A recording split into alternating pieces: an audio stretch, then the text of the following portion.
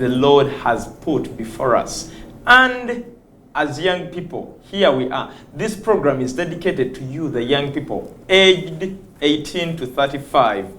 This program is centered around improving your mindset as a young person, because we want you to thrive through this world, irrespective of how hard the situation is.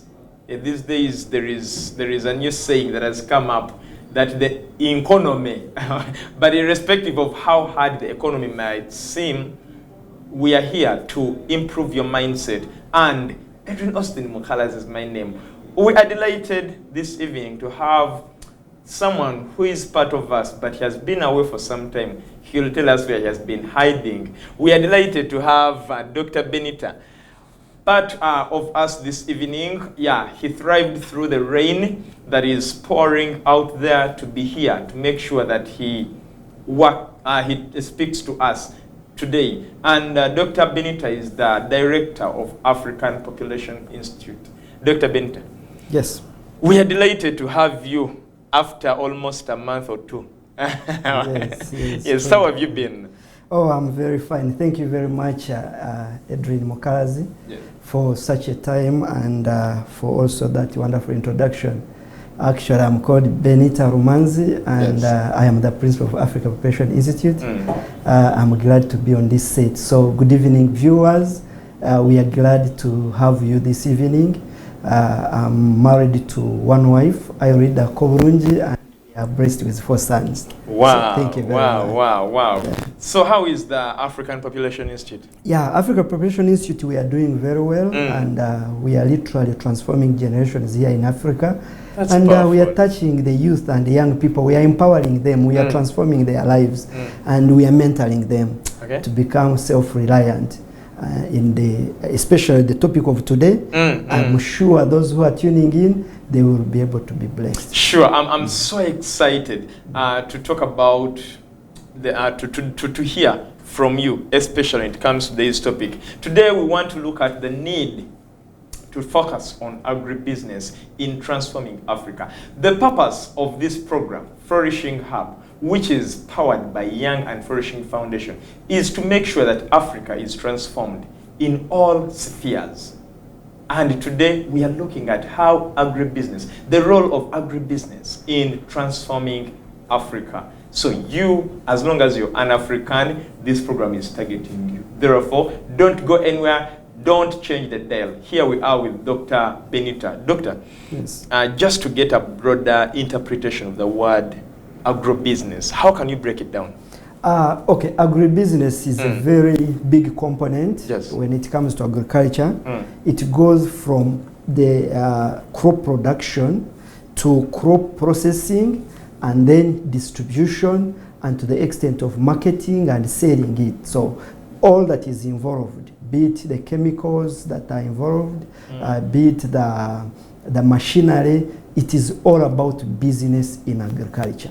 And which is lacking here in Africa. We are all depending on subsistence farming, and we want to see how we can harness this agribusiness to transform Africa economies. You talked about agribusiness missing here in Africa, and yet we know, specifically for Uganda, that agriculture is the backbone of Uganda. Yes. At least from primary school, a child knows that Uganda depends on agriculture and agricultural products. So why do you say that we depend on subsistence farming majorly? Yet we know that we, as Ugandans, as Africans, we venture into the various forms of agriculture. Basically, agribusiness, it is a component that has been neglected. We look at people depending on subsistence agriculture just from hand to mouth, and they are not putting in their very best to do the cultivation and get a lot of food that will be supplied beyond what they can eat. So I would say that agribusiness is a vital role. I mean, it has a vital role in transforming economies. And in Africa, over 80% of the population depends on agriculture, yes, especially in rural areas. Yes. And we have also seen that not only in rural areas, even in Uganda, yes, even in urban centers, yes, because much as we buy the agriculture products, but we still depend on agriculture. Yes. When we don't have food, the matoke, when the people in village don't grow matoke, we shouldn't have matoke here. Oh yeah, that's true. So that's why we say that agriculture contributes over 17% to the national GDP. And we know that population that is employed in agriculture is over 60%. Therefore, it is now a call that young people be involved in this agribusiness. Agribusiness, as I explained it at the beginning, is that it takes a process from crop production to crop growth to crop distribution through transporting and sales and marketing. Then the thing that are involved is also like machinery and chemicals. So agriculture should extend changing of hand of money changing hands and marketing. So that is why I say that in Uganda it has been a little bit left behind, and there is little funding for agriculture, and the loans that people get are minimal, and they have a lot of interest rates. So we need to look at the government initiative investing in much money in agriculture and in agribusiness as much as they invest in defense and other things. Don't you think the young people are running away from agriculture because literally there is no land in Uganda? No. Because all the land has been commercialized structure-wise? No, Uganda still has the land, and even if you want to lease and maybe hire some land, you can have it for agriculture. And you see our climate, right now outside it is raining. Yes. In Uganda, it is the only place where you can plant food and it grows naturally, and it grows organically without adding other incentives like fertilizers. I've just come from France, and I realized that people have invested so much in agricultural business. You can see farms. I used to think that maybe like Europe, what they have is everything are buildings and roads and what, yes, but they have farmlands, and people investing so much in those farmlands. So when we come here back to Uganda, we have lands. It is available. Get to Western Nile. Western Nile alone can produce enough wheat around that place of Zombo district. They can produce enough wheat that can feed the whole country. Then you go to Kapchorwa, the Kapchorwa Hills. They can produce enough food to feed the whole country. Only that we are not mechanizing agriculture, and people are still using handheld hoes, which are rudimentary kind of tools. But if agriculture can be mechanized, I am sure that it can transform this economy of Uganda and Africa-wise. You're talking about mechanization of agriculture, and we've seen the government coming up with quite a number of programs just to make sure that they sensitize farmers on how to mechanize agriculture. We've seen programs, and we've seen lots of money being incurred in activities in promoting programs to support irrigation, to support mechanization. We've seen the government, the Ministry of Agriculture, has gone ahead to purchase tractors, and these tractors have been stationed at districts and sub-counties in some villages. So what is it that is limiting or blocking people from mechanization of agriculture, especially Ugandans? A case in reference, like Kigezi region where I come from, land is highly fragmented. And like our president always says, that people need to come together and join those lands together. And for easy mechanization, it is hard to mechanize agriculture in Kigezi region where I come from, because the land is scarce and people are so many, and therefore it is very much truncated, and it has a lot of small patches, whereby if you hire a tractor to come and dig a quarter an acre, that is a loss already. So a tractor needs a bigger chunk of land. But I was giving examples of other regions which still have some vast land. They can invest in agriculture and do the business in agriculture, and they are able to provide all the food that is needed in the region. It is a shame to find that like in Karamoja, people are dying of hunger. They are dying of famine. And Uganda, we are a hub. We are exporting food to South Sudan. We are exporting food to Congo and Kenya and the other places. So, and we can't fail to feed our own people. So it means that there is something that is lacking, where I'm sure that if the youth are involved in agriculture and agribusiness, we are able to transform this economy, and it can employ a number of them. Okay. Yeah. Before we take a commercial break, I'll still ask, what do you think is limiting the young people to engage in agriculture? Because even the subsistence agriculture you talked about is majorly practiced by the old people, aged 45 and above. What is stopping the young people from engaging in agriculture at the baseline, before even tell them about the beauty of mechanization of agriculture and agribusiness as a whole? Yeah, there is a saying that we should not underestimate the power of work. There's a difference between work and a job. People always want jobs. And they want jobs where they are paid salaries monthly, and that's it. But work is different. Work is when you wake up and do something, and that something will pay you off. So this is why I encourage the young people that the reason why they are not joining agribusiness, it's not because they look at it as a kind of work that is left for the old people, and it is a dirty work, and we are looking at white-collar jobs. And those white-collar jobs end up not sustaining them. So this is why I say they look at it as being traditional, but yet it is traditional. But once it is, once we harness the technology that is available and the mechanization that is available, we are able to harvest much.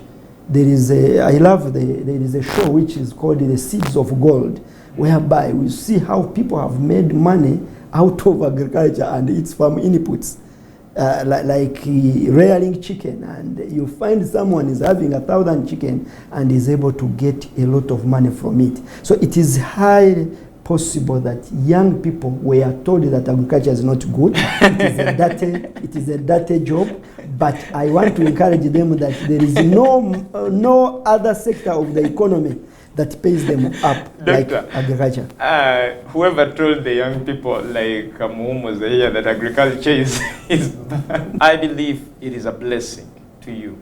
It is not a loss, and by the time we sign out, your mind will have been transformed.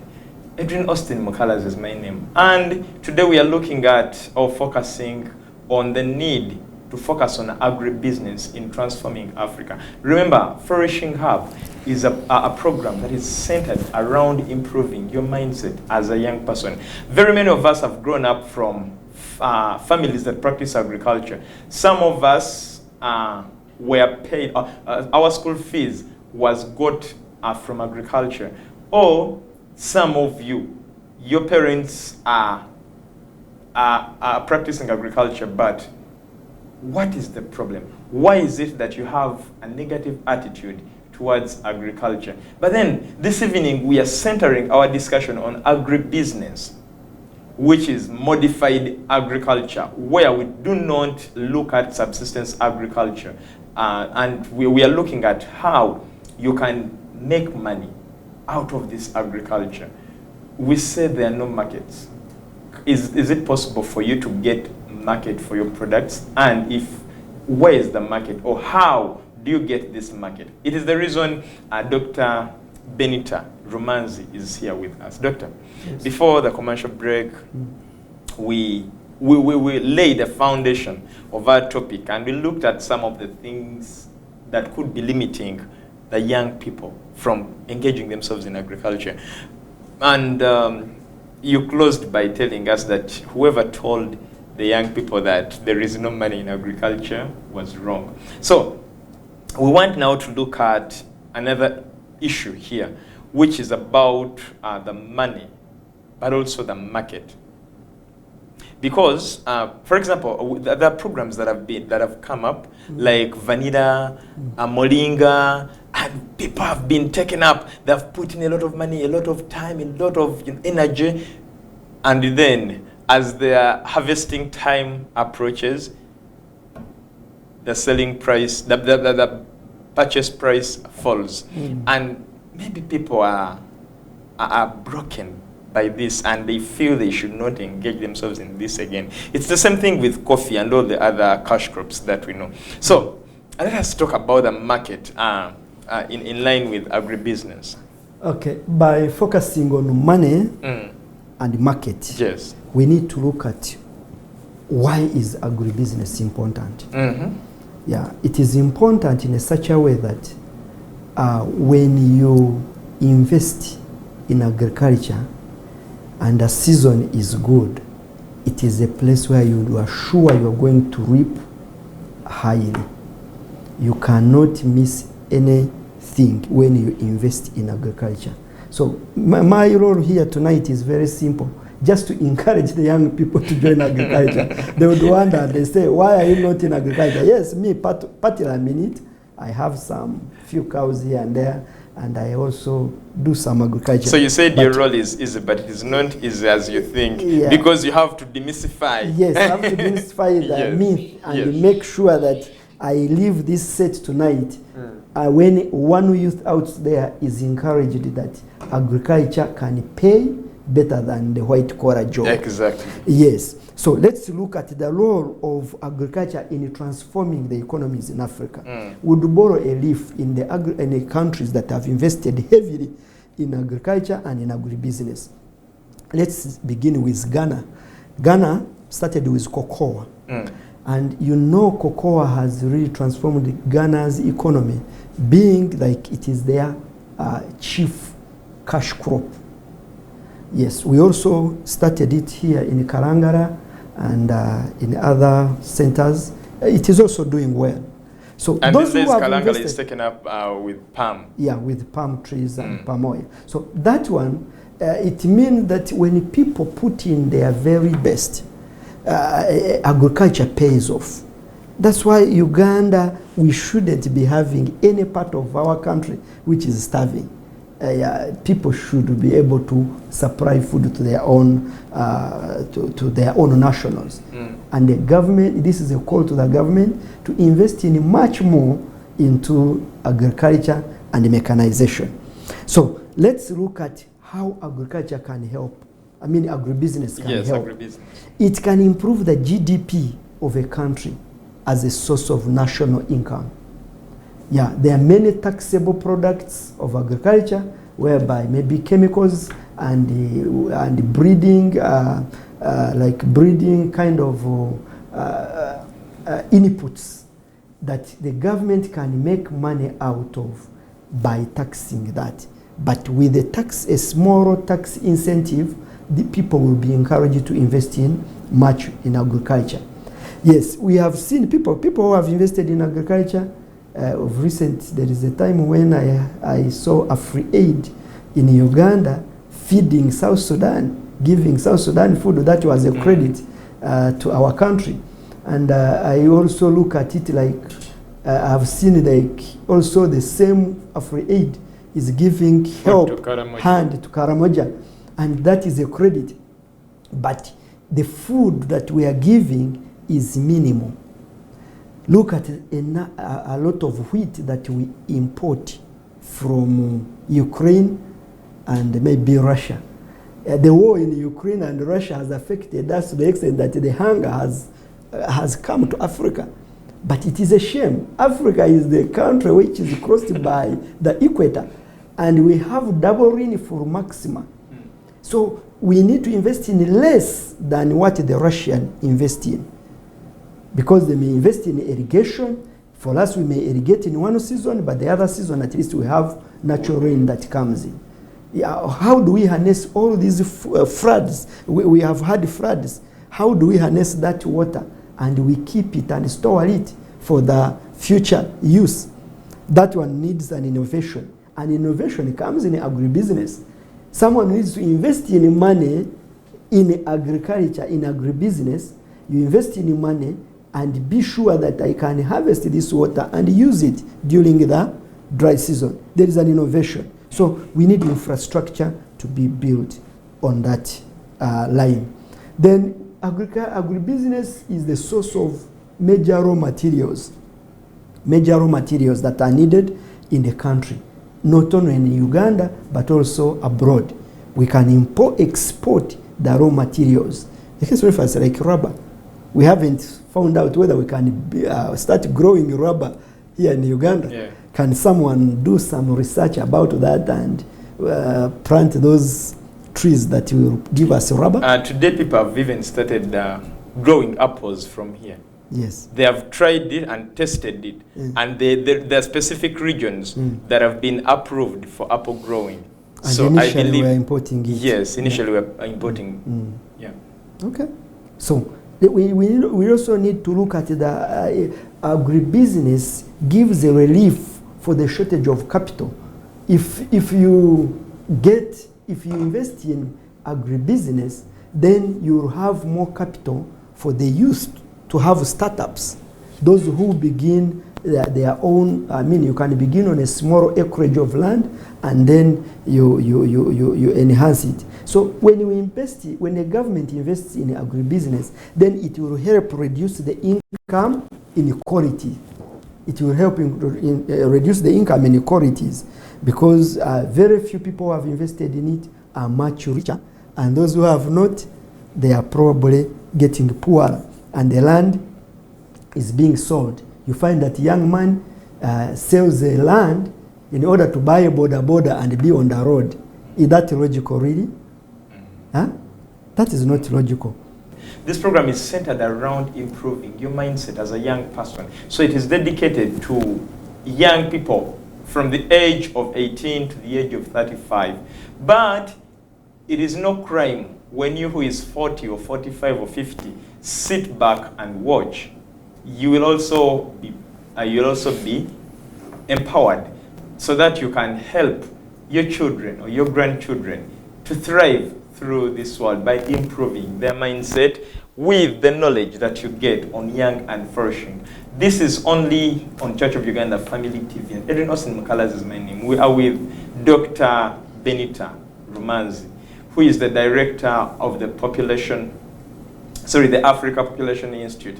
And we are looking at the role of agribusiness in transforming Africa. And Doctor, before the break, I had a question to pose to you. In the breakdown of agribusiness, you talked about production, processing, marketing, and sales. Yes. And you also emphasized mechanization of agriculture. Yes. So I'm looking at some of the roles of agribusiness. You said it is a relief for people with limited capital. People who cannot come to Chikubo and rent a shop to be retailers. They can adopt this. But then I'm looking at the chemicals. I'll take an example of what happens in Uganda. Today, all people who are practicing agriculture are crying. Chemicals are expensive, and you know the machines they're supposed to use it be irrigation. Of recent, we've had a hard season of drought where people planted acres and acres of, for example, maize, and it was all dried down because of the excessive sunshine. So we are looking at people who cannot afford the irrigation. They have the land, they're willing to practice agriculture, but they cannot afford the irrigation systems because they're expensive. We are looking at people who have the land, they can use the manual labor, they can cultivate, but they don't have fertilizers because they cannot even afford fertilizers because fertilizers are expensive. What advice do you give to such young people? Okay, in Uganda we have a meteorological center. Sometimes they do forecasts and they tell us when we are expecting like the major rains, these rains we are talked about, and when we are expecting the dry season and the like.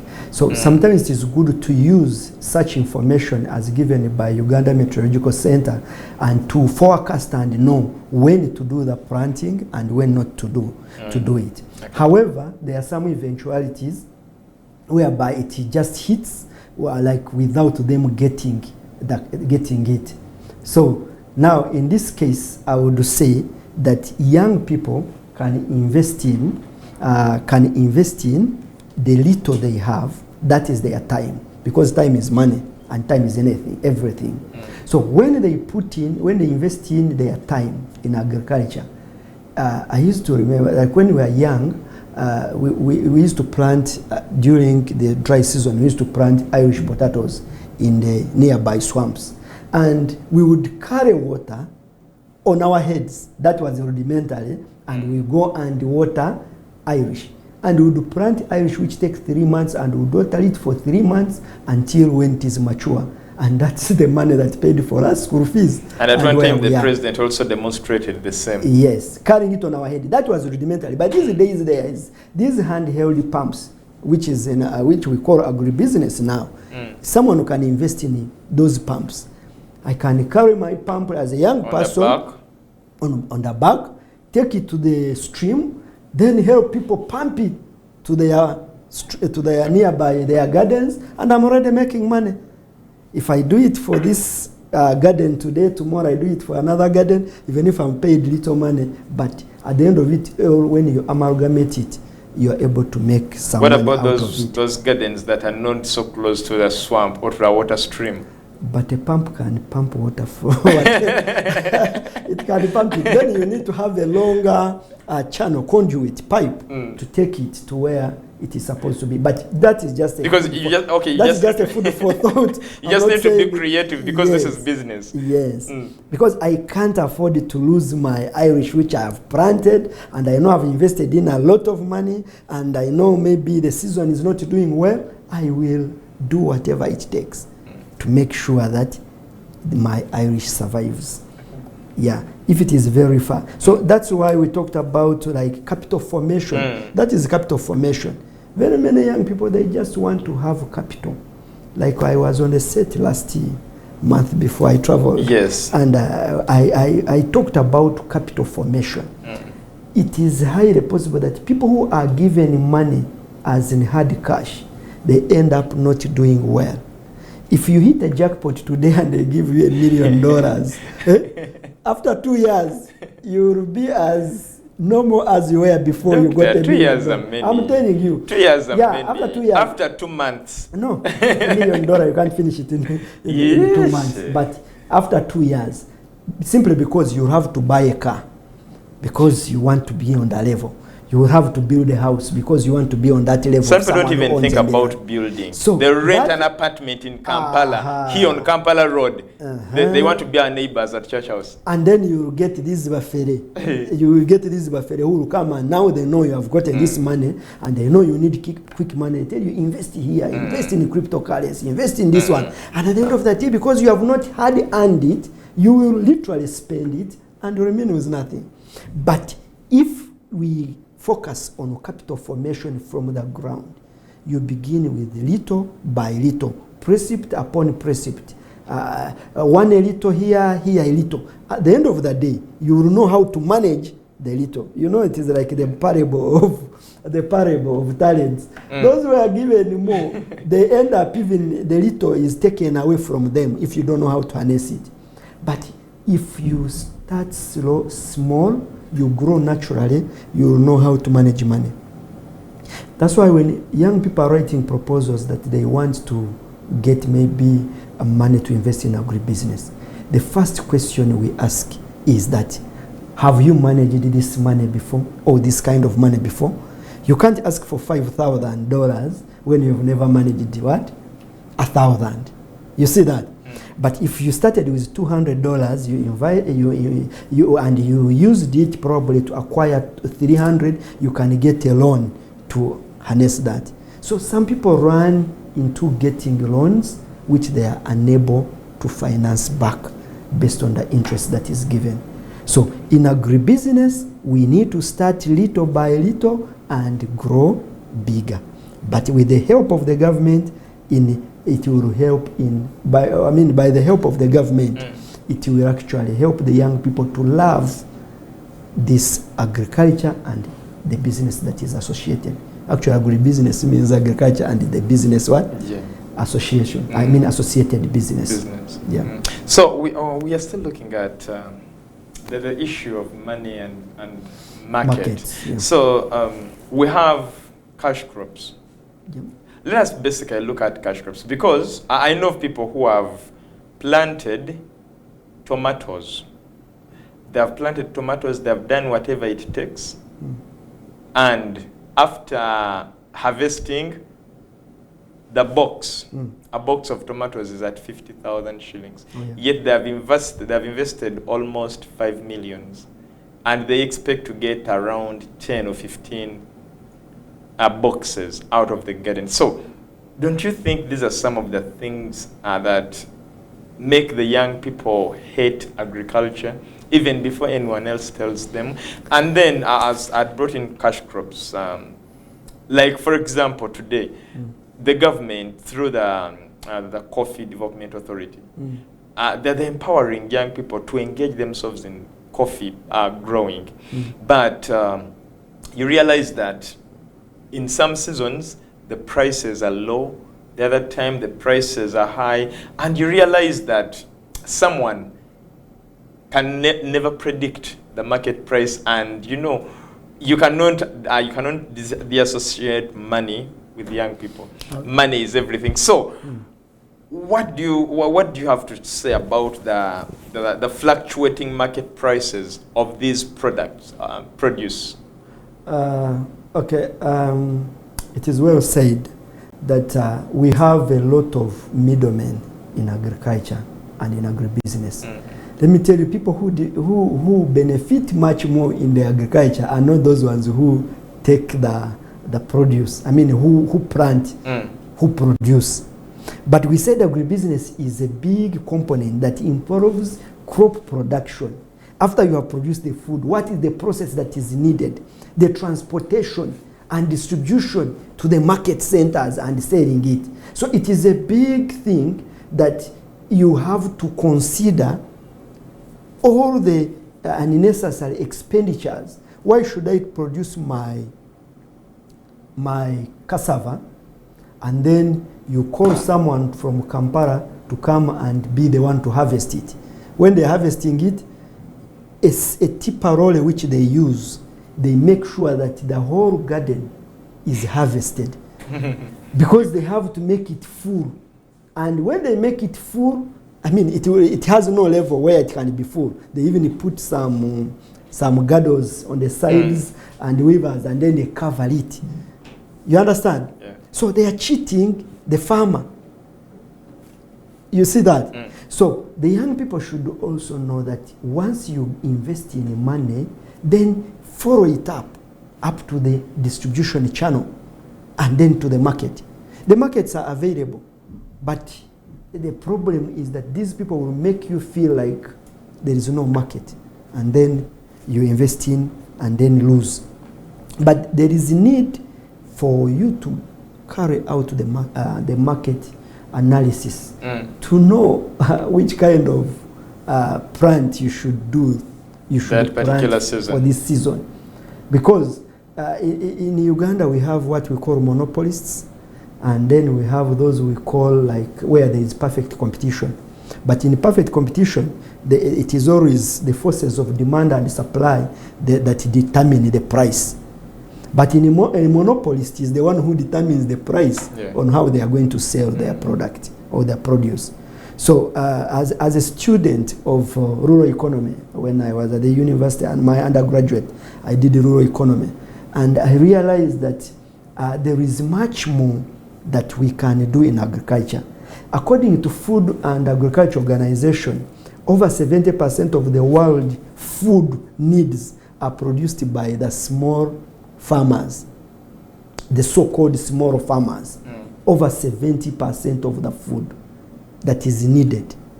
So meaning that these small farmers are exploited by the businessmen and the middlemen in between. They produce the food, but they don't benefit of it. So we need to look at how we can help these people find the market for their produce. And that is now what we call for cooperatives. The cooperatives, they need to be revived, because the Lint Marketing Board, which was there to put together all the cotton. At that time, you could not cheat one farmer because they had a board. Then, like that coffee, Uganda Coffee Development Authority. Coffee Development Authority. If right now they come up with the prices, there is no single buyer that will be able to maybe like to cheat the farmers, because they will be having enough information about the prices, and someone will be responsible if they are cheated. Okay. So I now think the solution to all this is value addition. Yes. What do you have to say about value addition? Because, like I told you, of a friend who at one time engaged himself in growing tomatoes, and he was disappointed and swore never to go to do agriculture again. But also, I have a relative who is growing rice these days. So I asked her, where do you sell this rice? And she told me, when we take it at the processing plant, you don't come back with your rice. So at the plant, they'll call the buyers. So these people have buyers, they'll call them. So I asked her, what about the market price? And she was like, no, it is those people who determine the market price. So whatever market price you find is what you sell your rice at. And I think a value addition could be a solution to encourage young people to engage themselves in agribusiness. Yeah, that's very true. Actually, I love like the presidential initiative in harnessing agriculture and its associated businesses. Like a case reference, like the West used to produce a lot of banana, and in the season, in a peak or where they had a bumper crop and a bumper harvest, banana would be cut and given to the cows to eat because they had nowhere to put it. And the president came up with an initiative on banana, banana program called the Toki. And that one, they had to process the banana. They come up with the flour of banana. They do it. So even if there is a lot of harvest, it cannot go to waste. It can be processed to be used for the future. So it is like when you have cows, and today there is a lot of pasture. If you don't make silage, there is a time when there is going to be drought, and there is going to be a shortage, and your cows will die. So when you have a lot of pasture, you need to learn how to harvest that pasture, then keep it for the future in the form of silage. You have to keep it for the future use. So it is all about agribusiness, as we said. Harvesting and then putting in your money and then keeping it for the future use. That is what I talk about agriculture. It is very much important that we shouldn't look at what is available, but we need to become innovators. Innovation is very much important as we invest in agriculture. Otherwise, the Matoke would have gone to waste if there was not this presidential initiative. And today we have come up with a lot of innovations, like pumpkin flour. And you're like, how is this one now? But I think this also adds value, especially to people who have issues with market. And I also believe that when you add value onto your product, onto your agriculture product, it saves you from the cheating of the middlemen and blockers and all that, because you have it all. So Even as we are about to wind up, Doctor, what are your last remarks on agribusiness and its role in transforming Africa? Because you gave us some of the importances of agribusiness, like improving the country's GDP and improving infrastructure and all that. So what are your remarks, closing remarks on this particular subject? Yeah, my closing remark in this case, I can say agribusiness is the way to go, because like I said, that it plays a vital role in value addition. So if you add value in agricultural products, it is easier to fetch more money. Like the coffee deal, which has been there.